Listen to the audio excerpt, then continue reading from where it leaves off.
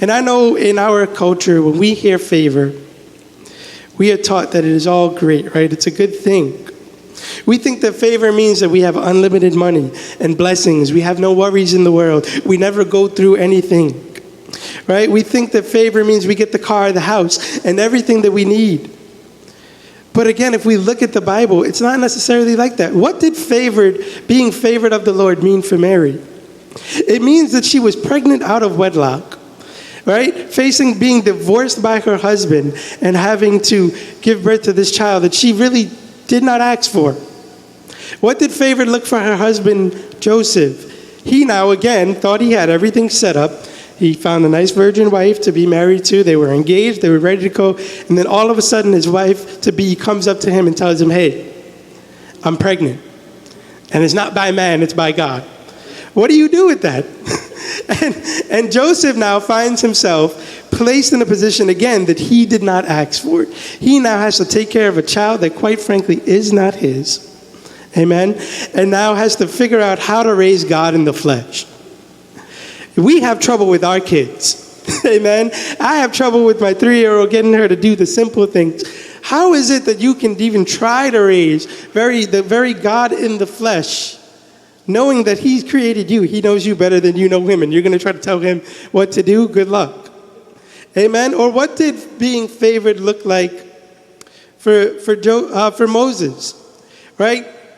He was so favored, right? His whole birth story, and we've heard this a couple of times, right? He was put in the Nile, and God favored him and protected him, sent him right to the Pharaoh's daughter. He ends up in the palace, right? He ends up being raised by the Egyptians. Amazing. But yet that's the very reason that the Israelites rejected him, because he was raised by the Egyptians. And the Egyptians, once they found out that he was actually an Israelite, they rejected him too. So God divinely placed him in a position, and yet he is being punished for it. And he didn't ask for it.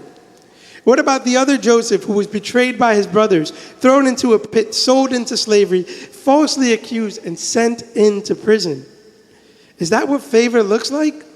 What about Daniel, who was doing the God thing, the right thing, by refusing not to pray? He said, no matter what the law says, I will pray. He gets thrown in the lion's den.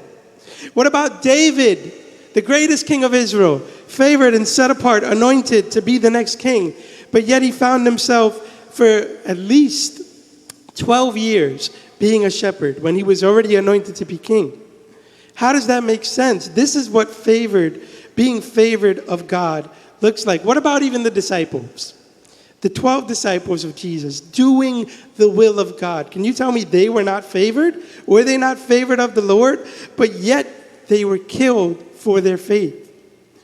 So do you see how we have misunderstood and misrepresented what being favored of the Lord is?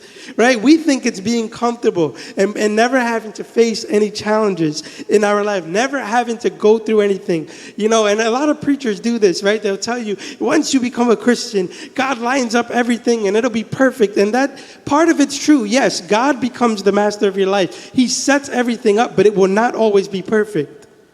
Amen? Because his ways are higher than our ways. So when we don't understand why we have to go through things, or why we were born to the family that we were born to, or why we find ourselves in the situation that we are in, be encouraged that it is not anything that you did, but it is God uniquely designing your life for his glory and for his purpose. Amen?